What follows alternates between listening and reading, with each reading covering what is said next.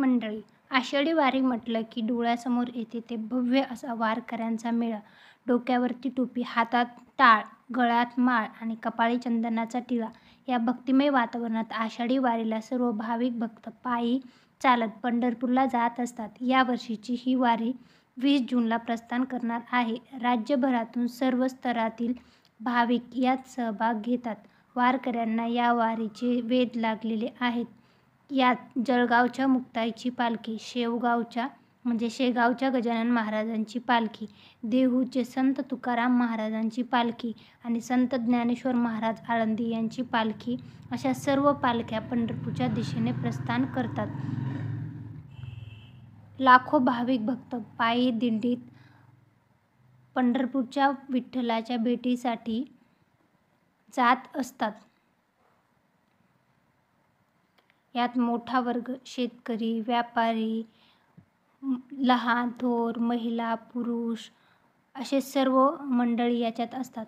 सगळे एकमेकांना माऊली माऊली म्हणून संबोधतात. मुले या वारीला जातात.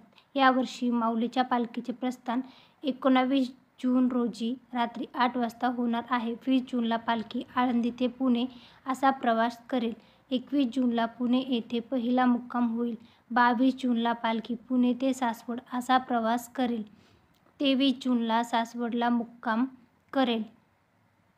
24 जूनला सासवड ते जेजुरी इतका प्रवास करून पालखी 25 जूनला जेजुरी ते वाल्हे, 26 जूनला वाल्हे ते लोणंद आणि 27 जूनला लोणंद ते तरडगाव, 28 जूनला तरडगाव ते फलटण असा पालखीचा प्रवास असेल.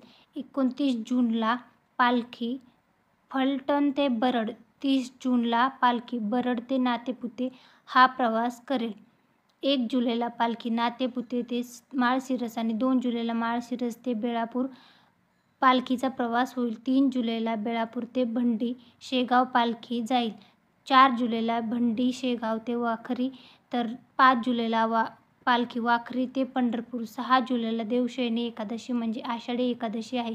या दिवशी वारकरी चंद्रभागेत स्नान करून आपल्या लाडक्या विठ्ठलाच्या दर्शनाला जातात. ही दर्शन पहाटेपासून सुरू असतात. आषाढी वारी हा वारकऱ्याचा मोठा आनंदाचा सण असतो. यात भजन, कीर्तन, टाळ मृदुंगाच्या गजरात सर्व पंढरी दुमदुमून जाते. आषाढी वारीत पालखीच्या रिंगणाचा अतिशय सुंदर असा अनुभव या वारीच्या वाटेवर असतो.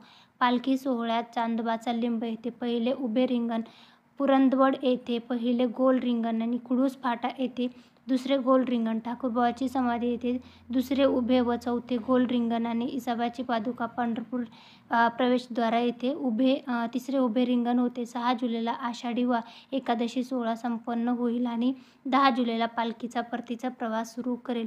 20 जुलैला पालखी आळंदीत दाखल होईल. तर ही असणार आहे 2025 साठीच्या आषाढी वारी पालखी संदर्भातली संपूर्ण